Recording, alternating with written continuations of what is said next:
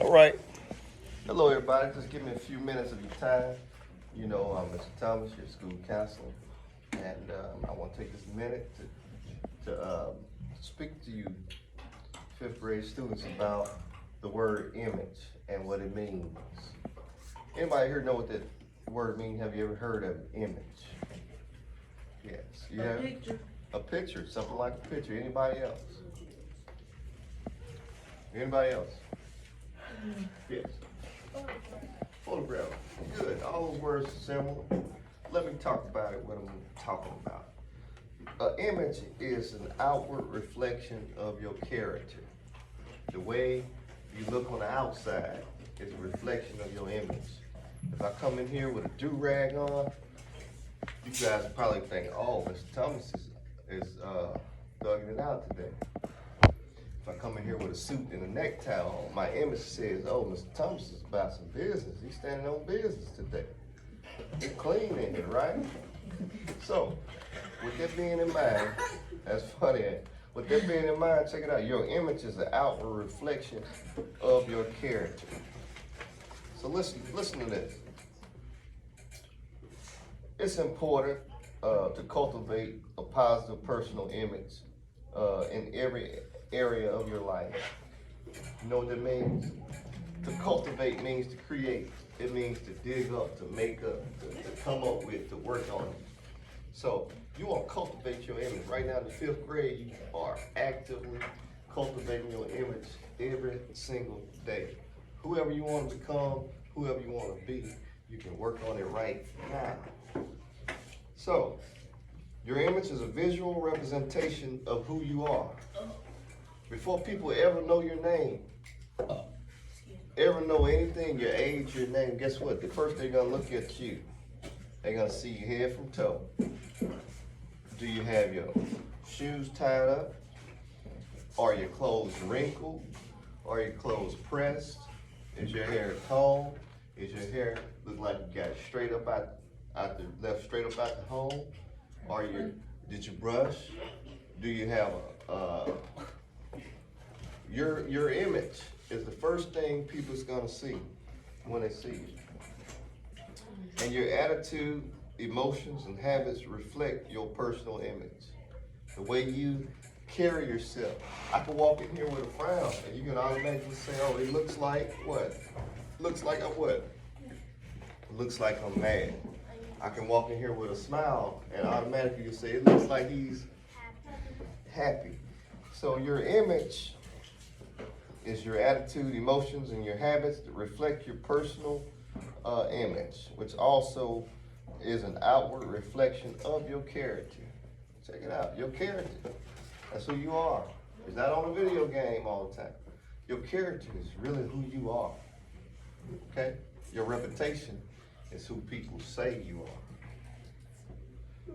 Listen to this. Everyday young men and women are choosing to promote a negative image based on negative influences they see in their schools, neighborhoods, on TV, on the internet, and through music. Check it out.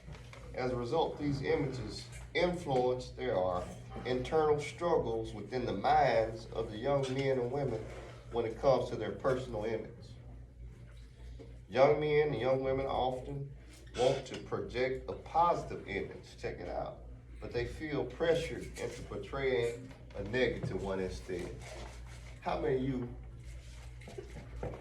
want to be successful? Every hand should went up. Check it out. How many of you have done the right thing before somebody else said, man, why you want to do that? You know what I mean? So, or you might say NBA Youngboy said do it like this. Or you might say Quavo, or the Miegos, or any of those guys, they might rap like this. But guess what? Those guys are only entertainers.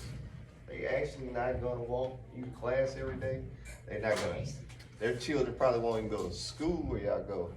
I guarantee their kids probably go to private schools with paid tuition. So what we see is not always what we get. So we gotta be careful to not be pressured into portraying an image that's negative instead of one that's positive. Here it is, another word, stereotypes. Everybody say stereotypes. Stereotypes. That's your actions and your appearance. A stereotype is bias, opinions made toward a certain social group, a certain social culture, or a race of people based on prior assumptions.